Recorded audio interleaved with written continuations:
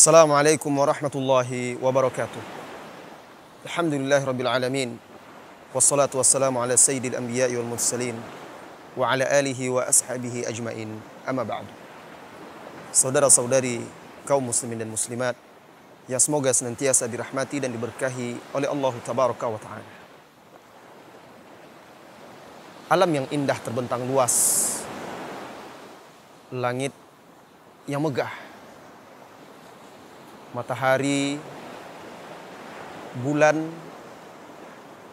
yang seakan saling berkejaran, gunung-gunung yang tinggi menjulang dan kokoh, bintang-bintang yang indah menghiasi langit di malam hari, pepohonan yang rindang, semuanya sujud kepada Sang Pencipta, Allah tabaraka wa ta'ala. Allah berfirman di dalam surat Al-Hajj, langit, bumi, dan makhluk yang mengisinya, matahari, bulan, bintang, gunung-gunung dan pepohonan, serta banyak manusia sujud mentauhidkan Allah. Dan juga banyak dari manusia itu yang berhak mendapatkan azab. Ayat ini menjelaskan kepada kita tentang sujudnya makhluk. Ayat ini menjelaskan kepada kita semua sebab izzah, kemuliaan makhluk itu, yaitu dengan mentauhidkan Allah tabaraka wa ta'ala, memurnikan ibadah untuknya semata yang dia terjemahkan dalam ketundukan, kepatuhan yang penuh dengan kehinaan di hadapan Allah tabaraka wa ta'ala.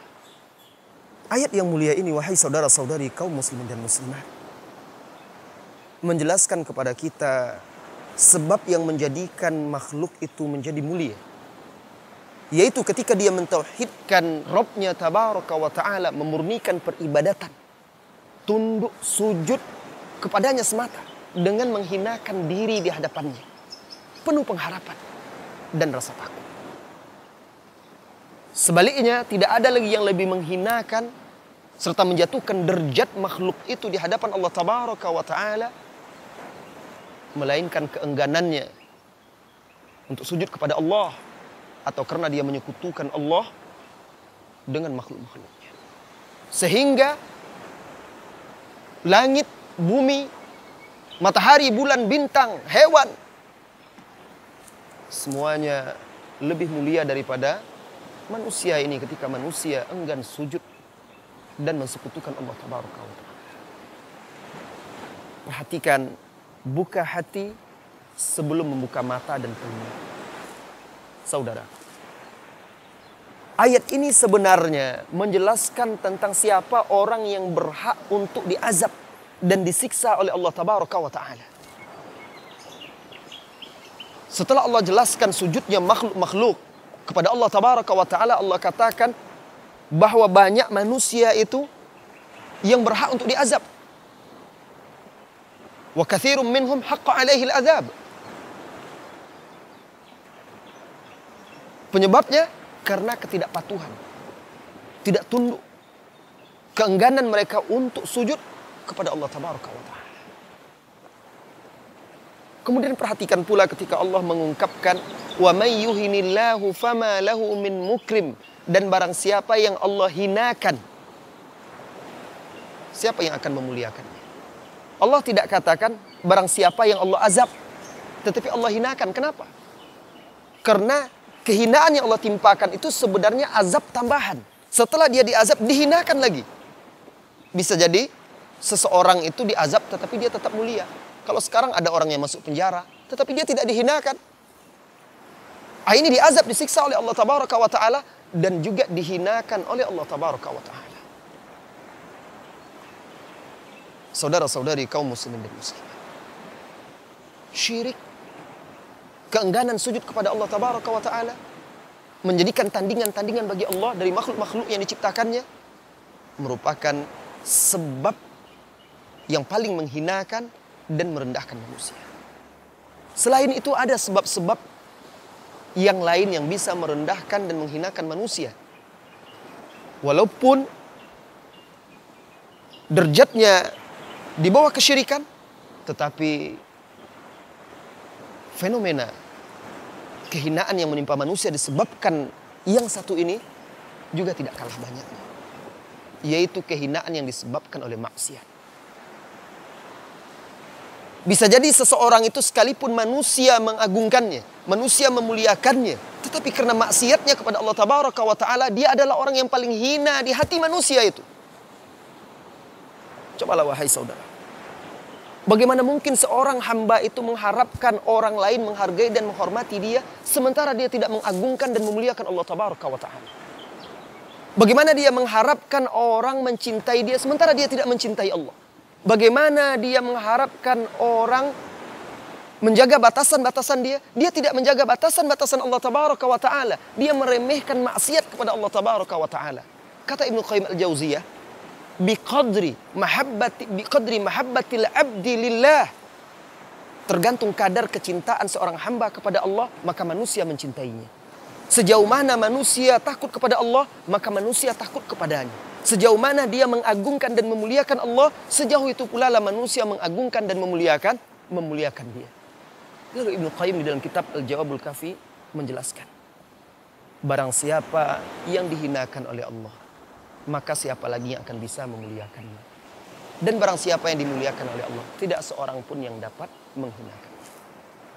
Saudaraku, kaum muslimin dan muslimat, yang semoga senantiasa dirahmati dan diberkahi oleh Allah Tabaraka wa Ta'ala. Seorang mukmin yang bertauhid, tunduk dan patuh kepada Allah adalah orang yang paling mulia. Sekalipun orang-orang musyrikin, orang munafikin, orang kafir merendahkan dan menghinakan dia. Lihatlah ketika Allah Tabaraka wa Ta'ala membantah orang-orang munafikin. Tatkala mereka berkata, la in raja'na ilal madinati la yukhrijanna al-a'azzu minhal adzal. Apa kata orang-orang munafik? Nanti kalau kita sudah sampai ke Madinah, orang-orang yang paling mulia, maksudnya orang-orang munafik, kata mereka, mereka mengaku paling mulia, akan mengusir, mengeluarkan orang-orang yang hina. Menurut mereka yang hina di sini adalah Rasulullah dan kaum muslimin. Akan mereka keluarkan.